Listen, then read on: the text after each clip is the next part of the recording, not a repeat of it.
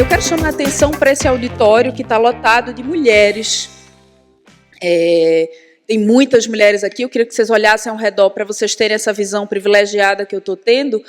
E as perguntas que eu vou fazer agora, elas são dedicadas às mulheres. Só as mulheres respondendo, por favor. Quem aqui gosta de dinheiro? Homens não respondam.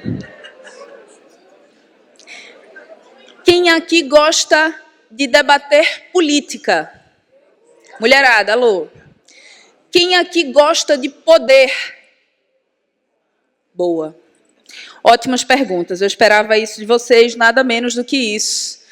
Porque me parece que a nossa sociedade ainda não entendeu que a gente gosta de dinheiro, política e poder. A sociedade continua querendo que a gente permaneça nas nossas casas, nos nossos jardins e não ocupando praças. E a gente, não por acaso, está aqui nesse congresso de Búzios, né? E aqui, nessa praia, um pouquinho mais à frente, aconteceu um crime que deu causa à criação de uma tese chamada de legítima defesa da honra, né? O caso da Ângela Diniz terminou ficando conhecido exatamente porque ela foi assassinada, né, pelo seu então companheiro, se é que a gente pode chamar isso de companheiro, né? E a tese criada foi de legítima defesa da honra. Quem foi julgada no processo que era criminal foi ela. Ela foi julgada de todas as formas, pela sua postura, pelo seu comportamento, por ser uma mulher que gostava de dinheiro, política, poder e liberdade. E aí eu queria também fazer outras perguntas aqui para vocês. Eu quero saber de vocês quantas vezes vocês receberam nos seus escritórios clientes querendo fazer planejamentos patrimoniais para excluir mulheres. Quantas vezes vocês receberam nos seus escritórios homens querendo pleitear a guarda dos filhos para não pagar pensão alimentícia? Quantas vezes vocês receberam dossiês com fotos de mulheres da sua vida privada, com nudes, com mensagens de texto íntimas e privadas, e o cliente pedindo para que essas fotos fossem utilizadas no processo? E agora a pergunta, a pior de todas, tá? Quantos e quantas de vocês já tiraram a pedra na Geni? Que eu não podia deixar de falar de arte, né, Rô? Quantas vezes a gente já tirou pedra na Geni nos processos? Quantas vezes nós fomos levados e movidos a fazer isso nos nossos processos, seja na advocacia, seja no Ministério Público, seja na magistratura? Quantas vezes a gente já julgou uma mulher pelo simples fato dela ser mulher? E eu estou fazendo essa pergunta para vocês porque, se a gente parar para pensar, não vale rir. A nossa Constituição diz que homens e mulheres são iguais. E não vale rir, porque, na verdade, infelizmente, do ponto de vista prático, isso não é uma realidade. Nós não chegamos ainda nesse dado de realidade, porque nós não temos mulheres ocupando espaços valorosos de poder. Quantas mulheres já ocuparam a presidência da República desse país? Quantas já ocuparam o Conselho Federal da OAB? Quantas mulheres nós temos no STF? Quantas vezes vocês ouviram falar que um homem estava ocupando esses espaços pela primeira vez na história do nosso país? Eu aposto que nenhuma vez. Todas as vezes em que a gente ouve dizer que alguém está ocupando um espaço pela primeira vez na história, é uma mulher. É uma mulher que vai ocupar pela primeira vez na história a cadeira do Conselho Federal da OAB. Oxalá permita que a gente veja isso acontecer, né? Lá em Pernambuco, a gente nunca teve uma mulher na presidência da UAB. No meu estado, a representatividade feminina no Tribunal de Justiça é de 7%. Esse ano, porque até o ano passado a gente tinha uma mulher ocupando vaga de desembargadora no Tribunal de Justiça de Pernambuco, e esse ano, em 203 anos de tribunal, a gente teve uma mulher pela primeira vez promovida pela magistratura. em 203 anos. E o que isso tem a ver com o direito de família? O que isso tem a ver com a Agenda 2030 da ONU? E por que isso é relevante para a gente? Tem tudo a ver. Tem tudo a ver porque, enquanto a mulher permanece dentro de casa, ocupando o jardim e não a praça,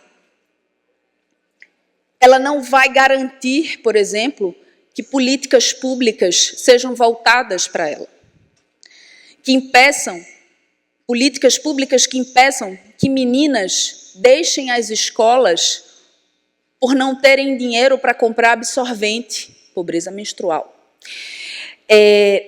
O Brasil ele faz parte dos 193 países que são signatários da Agenda 2030 da ONU, que é um pacto global, né, apenas para a gente tratar aqui desse ponto e eu trazer para vocês por que eu estou falando sobre isso e por que eu escolhi falar sobre esse tema, que foi firmado em setembro de 2015, prometendo, né, havendo um compromisso global para que em 2030, portanto, logo ali, já tivemos dois terços desse tempo cumprido, a gente consiga cumprir objetivos para desenvolvimento sustentável.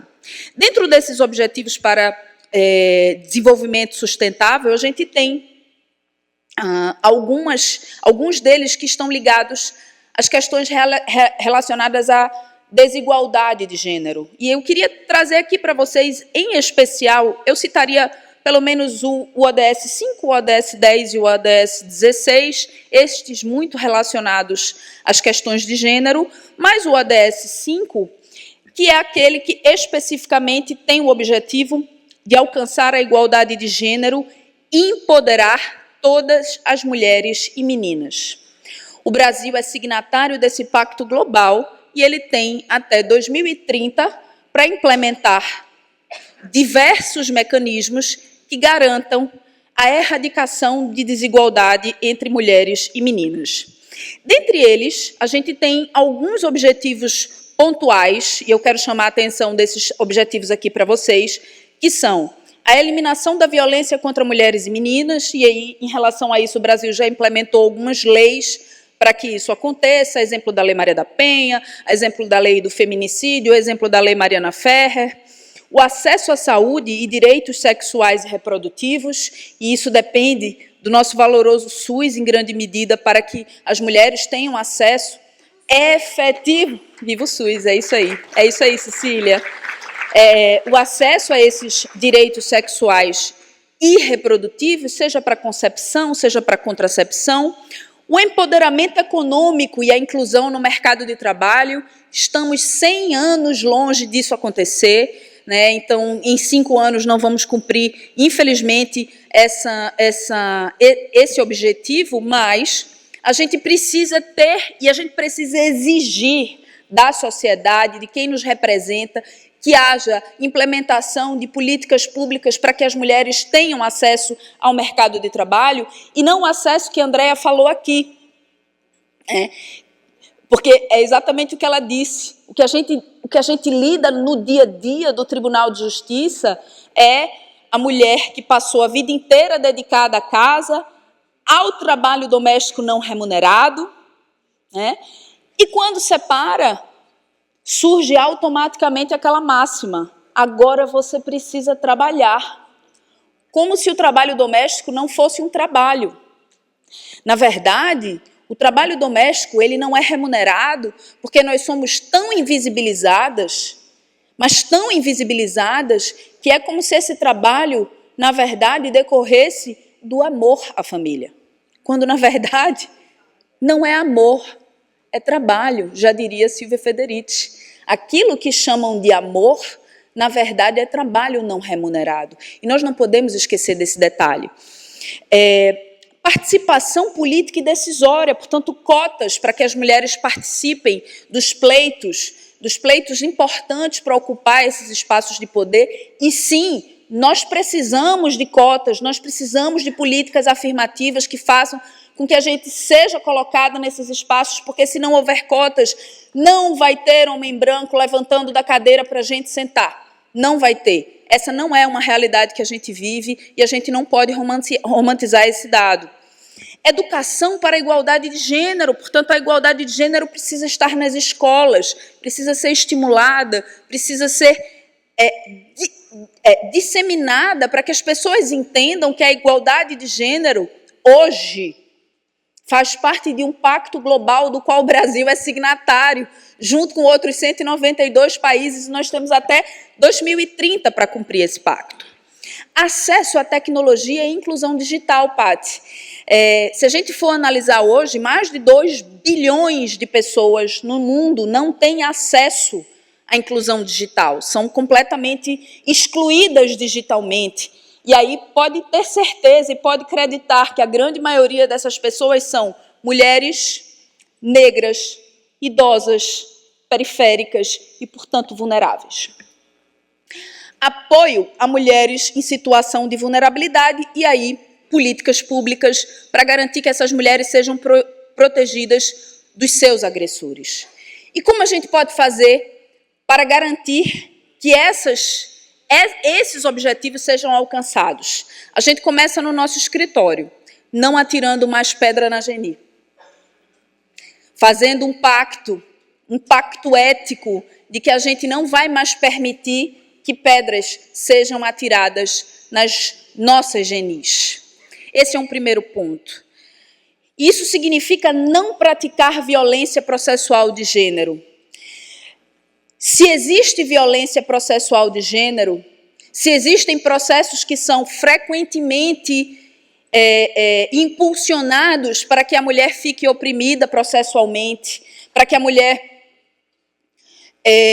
fique completamente descapitalizada, tendo que se defender de 15, 20, 30 demandas, para que a mulher não seja colocada num lugar de total vulnerabilidade, porque ela, sem pensão alimentícia, muitas vezes não vai conseguir sequer se defender, ou não vai ter uma defesa igualitária em relação ao seu ex-homem. Eu agora estou usando essa expressão, já que a gente usa ainda ex-mulher, né? Então, o ex-homem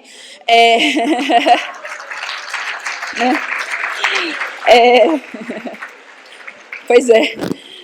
Então, para se defender desse ex-homem, ela precisa ter dinheiro, ela precisa ter estrutura, ela precisa ter saúde, ela precisa ter capacidade emocional de se defender, porque muitas mulheres, e Gabi disse isso aqui, muitas mulheres saem com uma mão na frente e a outra atrás para se libertar do opressor.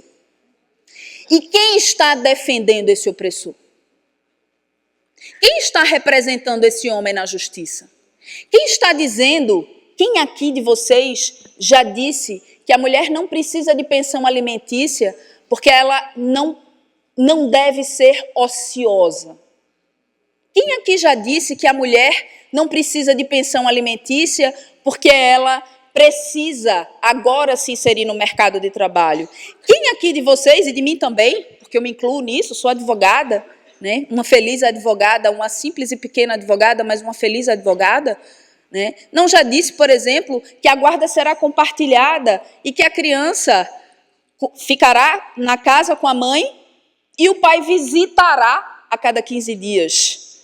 Filho não é visita. Minha querida amiga Silvia Marzagão emplacou essa campanha aí, país afora, para conscientizar as pessoas de que a gente não visita filho. A gente visita uma pessoa no hospital, né, Flavinha? A gente visita aquele parente distante, muitas vezes sonhando com a hora de se despedir.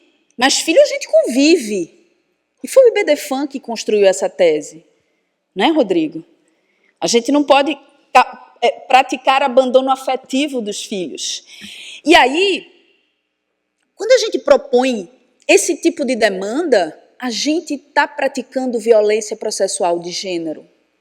Quando a gente persegue a mulher, processualmente falando, quando a gente leva uma testemunha na audiência, como eu passei esses dias, aconteceu um caso inusitado, e aí eu me deparei pela primeira vez com a lei Mariana Ferrer. A gente que é civilista corre da lei penal, né, o tempo inteiro. Eu, pelo menos, corro e vivo dizendo que não entendo nada de direito penal, e tenho meus amigos e minhas amigas que me socorrem no direito penal. E aí, essa semana, esses dias, eu me vi ligando para uma amiga minha, que é penalista, e falei assim, estou com uma situação aqui inusitada. Primeiro eu ligo para ela, normalmente, para perguntar se eu fizer alguma coisa na audiência, se vão me prender. Ela morre de rir, né? Depois eu perguntei se iam prender a testemunha. A testemunha foi convocada pelo ex-homem para depor contra a minha cliente e dizer que ela abandonava a filha à noite e saía para beber com as amigas. Eu tô doida para tomar um drink quando terminar aqui, né? Fala sério. A gente está merecendo um drink, né? Para dizer que a criança chegava na casa dele machucada, maltratada, maltrapilha e mal vestida. E aí ela me falou, olha, isso é violência de gênero. Eu falei, nossa, mas é.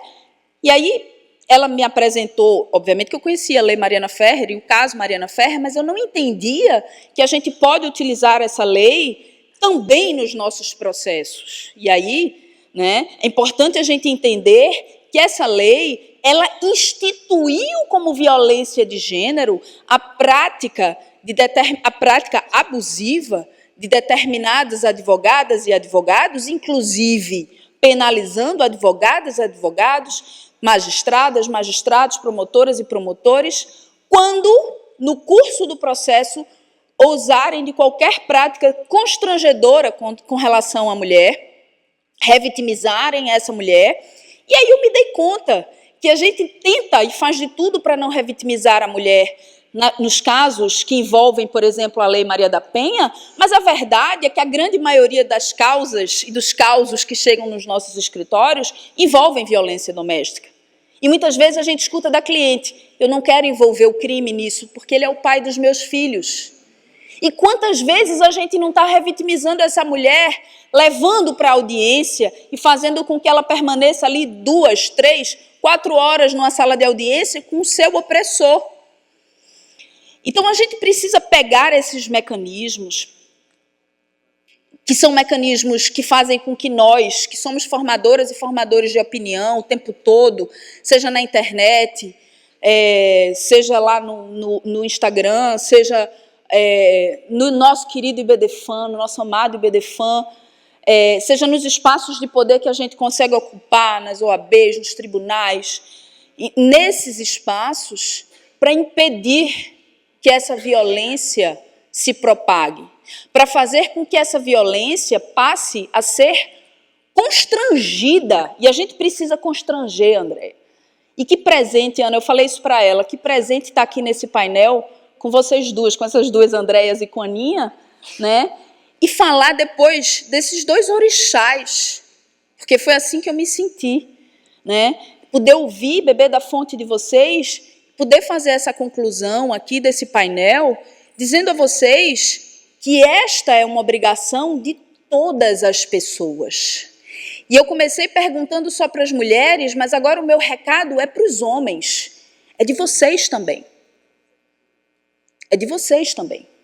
Porque vocês também são filhos de mulheres. Vocês podem ser pais de meninas que podem sofrer violências. Vocês têm irmãs. Vocês têm amigas que precisam que a gente coíba toda sorte, toda forma de violência. E eu confio muito que o IBDFAN tem um poder de transformação em relação a isso, porque ele, de alguma forma, ele consegue fazer com que a nossa sociedade se mova e mova o mundo e dê aquela balançada que a gente gosta, né? E aí eu ia terminar com Geni Zeppelin, Nanda, até em sua homenagem, que eu sei que você é louca pro Chico, mas eu fiquei pensando, sexta-feira, 10 da noite, Búzios, vamos dar uma levantada, né? Vamos dar uma alegrada. Eu já falei de um tema tão árido, já falei de um tema tão difícil, que é a gente constatar que a gente está muito longe de erradicar a discriminação de gênero no nosso país, mas mais do que no nosso país, no mundo. E aí eu resolvi trazer Marisa Monte. E ela diz assim, o que importa se o tempo passou? O que importa se vai demorar, o que importa se o dia chegou, o que importa se nunca virá. O que importa se alguém falou, o que importa se ninguém falar. O que importa é aqui e agora, toda hora é hora, enquanto eu posso estar. O que importa é ser aqui e agora, toda hora é hora, enquanto eu posso estar. Sou feliz, alegre e forte. Tenho amor e sorte, aonde quer que eu vá. Sou feliz, alegre e forte. Tenho amor e muita sorte, onde quer que eu vá. O que importa se o pneu furou? O que importa se vai decolar? O que importa se escorregou?